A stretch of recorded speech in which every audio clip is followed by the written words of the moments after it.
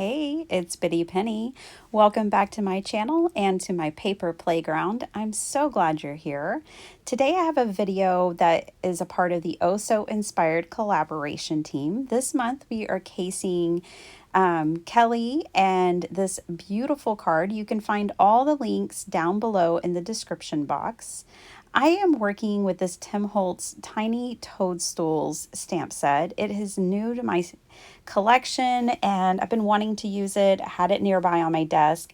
And I'm taking inspiration from the repeated pattern stamping, the spotlight of color, and even the twine today, and really even the layout. So I'm going to use this sun damaged paper that I found in my stash, but it's fine because I'm going to be distressing the background.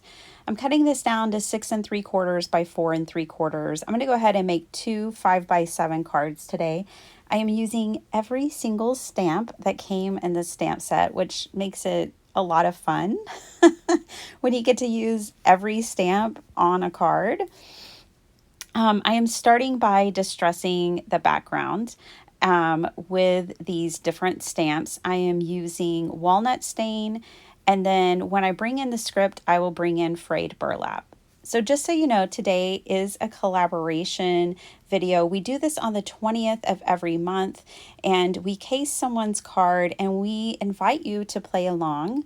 You can find all the information you need down in my description box, but please make sure you either use the hashtag or the playlist and hop along and see what everyone made with the same inspiration piece.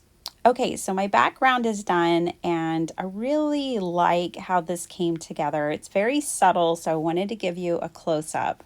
I'm going to bring in some of my favorite paper. I have a couple of rolls. I have this green roll and then I have a craft colored roll. I get them on Amazon. I'll try to leave that linked down below as well. It's really inexpensive. One roll would probably last you a lifetime.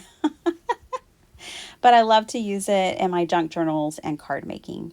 So I picked the largest stamp for this part of my card, and this is going to be my pop of color, similar to our inspiration piece. And now I am going to start doing the repeated stamping. Now, something different about my card versus the inspiration card is I'm able to use a different mushroom stamp for every repeated pattern. This stamp set just has 7 different, stamps of mushroom groups. And so that's what I chose to do with mine. You could use the exact same stamp the way that Kelly did and use it over and over and over again. That, of course, is totally doable. But I wanted to play around, have some fun, and use all of these stamps. See that on that right card on the left side of it, how it's discolored there? Yeah. I have been noticing, you guys, with some of my more inexpensive cardstocks, like from Michaels, that over time they show glue lines a little more. They sun easier than my more premium cardstocks. So that's something to just be aware of. And it's just based on my experience. I don't know why, but I'm just throwing that out there. Okay, so when you tear paper, if you keep your fingers really close to one another on the front and the back, you can get a nice kind of close tear on things. And I even get better results doing that versus using a ruler. Now I'm bringing in, this is ground espresso. So this is the darkest brown color that I have. I did not want to use black, but I did want a really distressed edge. Another thing I wanted to share with you guys today is kind of going the extra step. So I'm showing you here side by side that when you keep adding layers, it just adds so much dimension. So look at the difference between these two just by me distressing the outside edge. I was showing you that I had picked up these new lunar paste from Simon Hurley and Ranger ink, and this is the color Gur. And if I could only have one lunar paste this is the one I would have, I think. It is amazing. So I'm going to, y'all probably seen me do this many times, but it's just something I love to do. I'm going to add this grr to the edges, and it just brings like this metallic sheen. I've had people ask me, what is lunar paste? Well, it's like a really heavy body acrylic paint, kind of. But they all have sheen. They all have mica in them. They're very special. They're very unique. And I just really love the lunar paste. I have quite the collection now. I am adding some Kuretake watercolor. This is a gold. Again, bringing in some metallic, bringing in some sheen. And I'm just splattering that across my backgrounds here. The more water you have, the bigger the splats will be. But I'll just bring that up and show you. I am loving how this is coming together. And see, I mean, you can always stop at just stamping on your backgrounds, but by distressing with a distress ink and adding the lunar paste and adding the splatter, it just adds so much dimension. Okay, I'm using my glue stick for this thinner paper, and I'm doing it for a design reason. I want to just hit the center of this thin paper because I want the edges to curl up like that.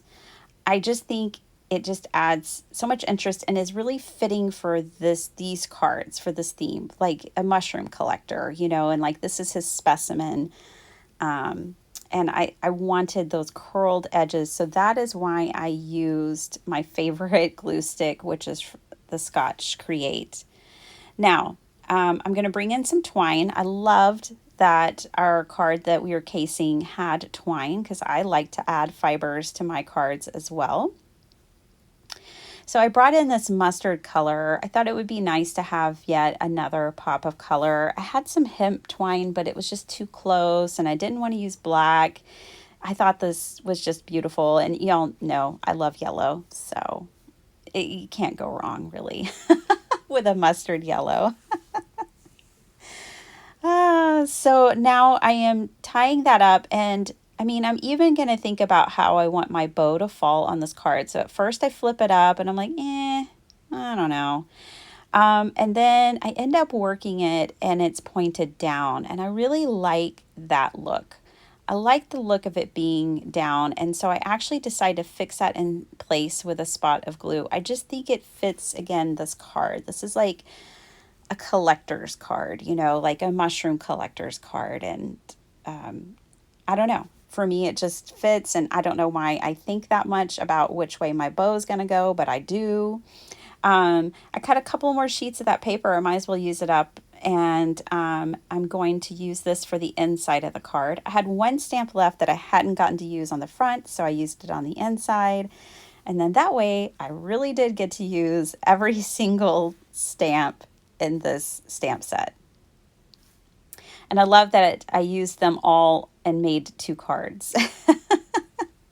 So here are my 2 cards, and I thought I was done, but I really felt like something else. So I went back to my stamp set, same one, and I grabbed that specimen label, and I stamped that on the same paper and just cut it out.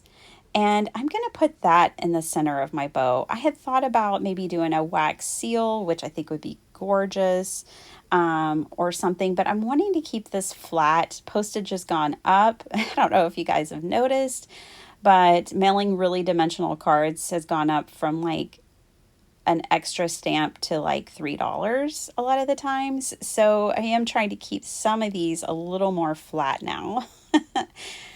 But I love what this adds. This really, to me, finished off the card. And that's what I wanted you guys to think about today. You just keep going, keep adding. I mean, I know it can get to be too much sometimes, but I think these have finally landed exactly where I like them. I hope that you enjoyed this as well. Please hop along, see what everyone has made. I love this collaboration.